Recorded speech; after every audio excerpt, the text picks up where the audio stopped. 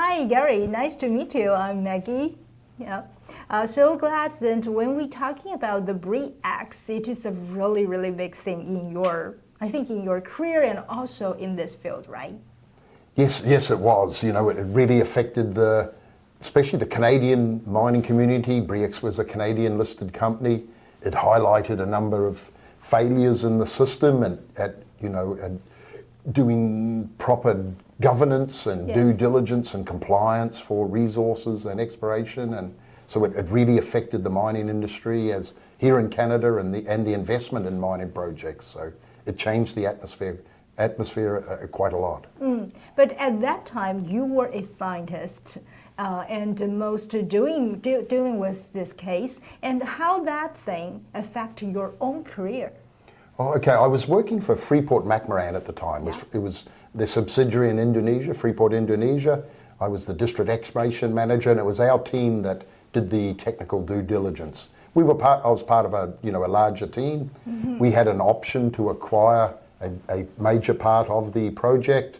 We did our due diligence, found that there was not the amount of gold that had been reported. So it was a good lesson on me on how to do due diligence, how to look for flaws, how to look at projects. We thought, we were going to go in and entering into a major investment in a major project, and we were looking forward to it. So it was quite a lesson there on how to see issues, to see what we call red flags, which are problems with projects. So it was a very good learning experience, but a big disappointment to me, to the company, to me personally, and to the industry. Mm-hmm.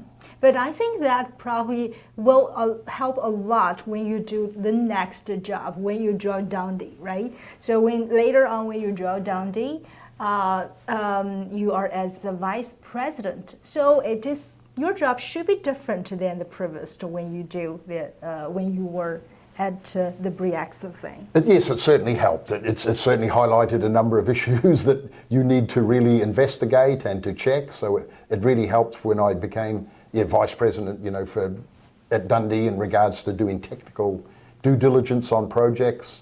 I did due diligence on hundreds of projects around the world, many different commodities, and so just having some experience and doing due diligence on projects that were, well, I guess we'd call them fraudulent. It really certainly helped on part of your checkbox and checklist and items you look for when doing valuations, looking for value and issues, red flags, problems with companies and the resources that they may hold. Yeah, certainly. I think that is really a treasure of you. And we know that the Dundee is a really big company. It wins a lot of the gold or a very successful investment. So during that period, is there any kind of a Canadian case that you have dealing with?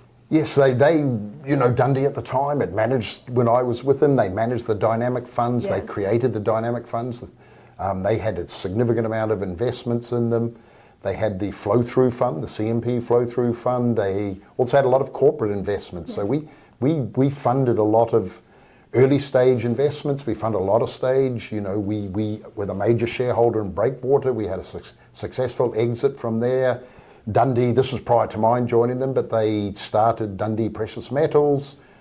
We did due diligence and maintained investments in those. That continues to be a very successful company. Mm-hmm. We were some of the early funders of Osisko Mining. We helped them with the due diligence there. That was a very successful exit for the company there.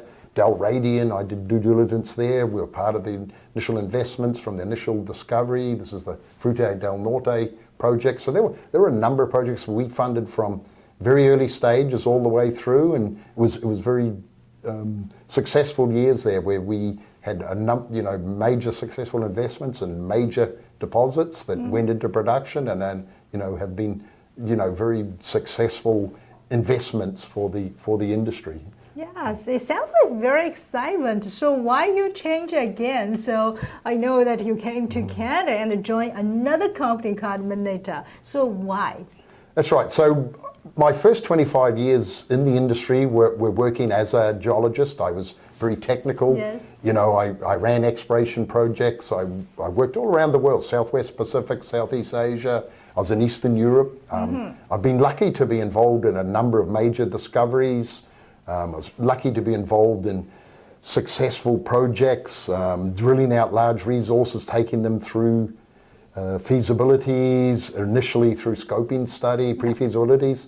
I wanted to round out my career and spend more time on the financial aspects, so I spent a number of years on Bay Street on the buy side doing technical due diligence, but it came a point, I'd done that for 10 years and I felt I wanted to go back to my first career, my first love, and that was running and developing projects through exploration, through pre-feasibility into feasibility. So that's why I joined Moneta Porcupine, as it was known at the time. So now we call it Moneta Gold. Ah, okay. So now I understand that it is every step matters, and I think that you, along all these years, you should have a very clear or nurtured a very clear investment philosophy of you and how you're going to apply that in Moneta as well. Exactly. Most of my early career was, of course, all technical. It was about putting resources together, having, good solid foundations, using good criteria, good judgment on putting resources, drilling them out, developing the resource models, and then of course applying the economics. And that includes everything, from costs to recoveries and as well as the environmental and social aspects. I was able to use that, with Dundee as a technical advisor to investments. When I felt I wanted to go back to the exploration stage projects, when I wanted to run projects again rather than be on purely the investment side, I was looking for projects there were a number of distinct criteria that always worked. And there were always successful projects. It comes down to location. You have to be in the right location. Jurisdiction, you need to have a sound, monetary regime, something that's not going to change and something you're not going to lose tenure to your assets. Yeah. It came down to size. You helps to have a large size project. The potential to have good grade, it helps the economics. And at the time also, I was looking for a project that had a significant amount of historical work done. It's very easy to use existing data to generate wealth and value without having to spend any money, without having to go to shareholders. Use what they currently have and generate wealth that way. And so that Moneta had a project that ticked all of those boxes. So I was very keen to join them. Great location, excellent size potential, good jurisdiction with some good high grade portions to it, and of course size. So this is, I was really enthused to join the company, and I think we've proven that it's met all of those expectations and more. Actually, it's bigger and better than I ever thought it would be. I already sense the hint of success already. So right now I know that Moneta have already done your PEA, the preliminary economic assessment, right? That's correct. We completed that September last year. We did a large drill program 2021. Remember, this was on with early 2021. Yeah. We'd completed the acquisition of the adjacent Garrison project. We combined it with our Golden Highway project. We formed the Tower Gold project, a significantly larger project. We did the drill program to define the resources. We then subjected it to an economic study, a scoping study, PEA. It had very good results. It showed, over 260,000 ounces a year production for the first 11 years. Good cash cost, $811 cash cost, all-in sustaining cost for that period, 1,004. Has an NPV of 1.1 billion Canadian. This is after tax and discounting at 5%.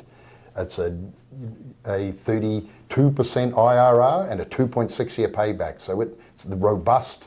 It's a solid resource. It combines high-grade underground with bulk tonnage open pit. So it's a good balance. It's a good combination and balance of two operations into one operation. So we get grade, significant grade for the first 11 years. And we're able to benefit from a larger scale operation, so lower cost per unit operating costs. So yeah, it was a really good, robust project. So very promising from all the numbers that I heard. Yes. Right? But I know that around Moneta, so we are located in the North Ontario, and at that particular place that we have a different other very large companies as well. So it is a good location. From when you said the location always that is the number one. So at that particular place, is there any kind of advantage for the mining? Oh, definitely. There's a very skilled workforce in the area. Timmins is a major gold mining centre. It's only 100 kilometres to the west. Just to the south is Kirkin Lake. There's Ruanda very close across the border. There's multiple operating mines in the area. Newmont, the world's largest gold mining company, has a big operation in Timmins. Agnico Eagle has operations immediately adjacent to us, north of us, south of us. Alamos has a very successful mine at Young-Davidson just south of us. And of course, there's also a number of Pan American Silver, McEwen Mining, all have operating mines in the camp. They're situated in an area with good infrastructure, so lots of good technical people in the area, skilled workforce, consultants, contractors you need, everything from drilling companies to assay labs to underground mining consulting. So it's a perfect place to be because all of your backup people are there, yes. That's good. So we know it is a good place, but compared to others, we are still competitors, right? So after we do the PEA, is there any kind of the numbers that we would like to compare to the others?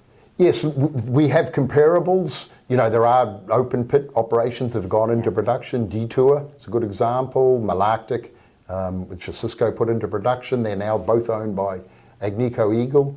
I was associated with the investment in those in early days, and we are, using that as a guide, the things they learnt, the issues they had, bring them to production.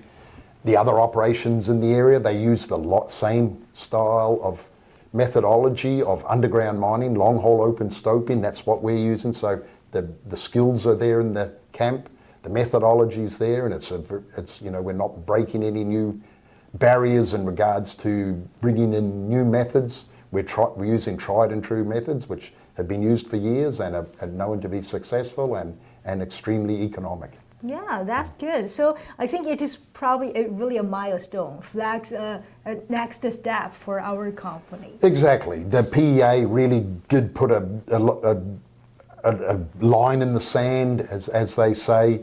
It then forms the foundation for the pre-feasibility. Yeah. We're currently doing that. We've already done over 80,000 metres of drilling. We're putting those results out. We're showing continuity. We're showing grade. We're actually showing some expansion too, which is good. So we're looking to grow the resources slightly, but the core thing is that it's de-risking the resources, making these resources more valuable and something that can be taken to the bank for financing and to fund the project. So remember, beyond just the drilling, there's all the other technical aspects. There's the metallurgical, the recovery aspects, there's the hydrogeology, the hydrology, there's geotechnical, all these, and we're doing those studies now, and this is all about de-risking, moving the project and doing the engineering work that's required for the design of the project and the construction of the project. Yeah, we're talking about the good numbers and we're talking about the good result of the PEA. So what is the next? You already talked about the preliminary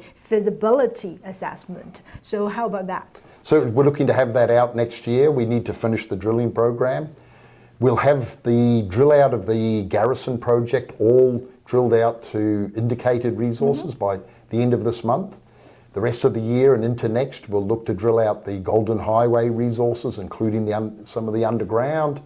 That will allow us, once we have those resources up to an indicated category, this is at a higher confidence level, we can then apply true economics. That is a pre-feasibility study. We can put mine plans together and we can then start moving that into feasibility, which will then be the definitive answer to the costs, the production, the methodology, and that will be something that feasibility is something that we can fund the project on, something we can permit the project on, and something that will allow us to bring this project to successful production. Yeah, but it still takes a bit of time, right? That's correct. There's a lot of work to be done. There's a lot of studies to be done. There's not only the technical studies, the social work we have to do, social engagement, community engagement and involvement. There's also the environmental. side. We've been doing that now for, well, nearly 3 years. We're doing baseline work. We've had that run through the Ministry of Environment. They've checked what it is we're doing, how we're doing it, what we're checking for, and so far we've seen no major issues, and we think the project is robust and not upsetting or affecting any endangered species or species at risk or endangered habitats. So yeah, no, things are going well on that front. So as a CEO of Moneta, you're not a scientist only focused on the rocks. You're also talking about the money, about how we're going to get the money found for the further explorations, right? So for that part, what is your message to the investors? Because right now we just passed the Chinese New Year. It is the 2023 coming. That's so right. What is your message to the investors? Is this a good timing we should go? Oh yes, it is. Look, we're considerably undervalued to where our valuation should be for such a project. We're now successfully taking it through pre-feasibility. Every step we move forward is one step closer to production. It's de-risking it. It's showing the economics. It's showing the value, and everything is pointing to us being significantly undervalued. So this is an excellent time for people to invest, because as we move forward, the price will, the valuation will go up, the share price should advance, and, we are de-risking and thus creating a higher value project. Yeah, thanks so much for sharing a lot of valuable message for us today. And at the very, very end, is there because you have been in this field for years, and you must know a lot of the good tips for the investors, no matter we are a new player in this game or have already been watching this market for quite a long time. So is there any kind of the general tips for us? Take away. Yeah, look, there's the key things are some of the points I made. You really need to look at something that's in the right location, right jurisdiction, something that's not, the company or investor will not lose. Needs to have, good, robust economics. It needs to have good, robust technical aspects. Size helps. Grade helps, and it needs to show the economics. The economics. There's many exploration companies on listed that don't have economic deposits. They may be drilling something, they may be exploring something, but if you can't run the economics through it, eventually the project will no longer be fundable, and that companies will need to generate new projects and move on. And there's hundreds of companies on the TSX and the TSX Venture and the CSE.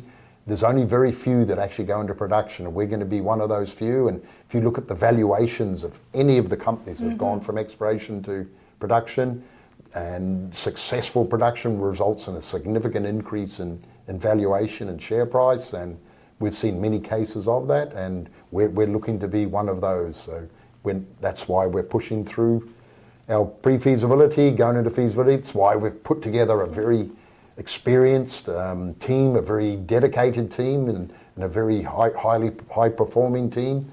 And we think we have the project delivery team and the board to deliver the project. So thank you. We think we're in a, this is a good investment really proposition. Good. Yes, thank you so much for your time, and let us know more about you, about Moneta. And this year is the year of rabbit. That's right. It is a year of progress. So we really wish the very, very best and very success of Moneta and your team. No, thank you. And you're right. It's a year of prosperity, and we think we're a prime example of that. So we think this is going to be a great year for gold. We think it's going to be a great year for our project and for our company. So just as your company said, that wish you a major Canadian gold mining.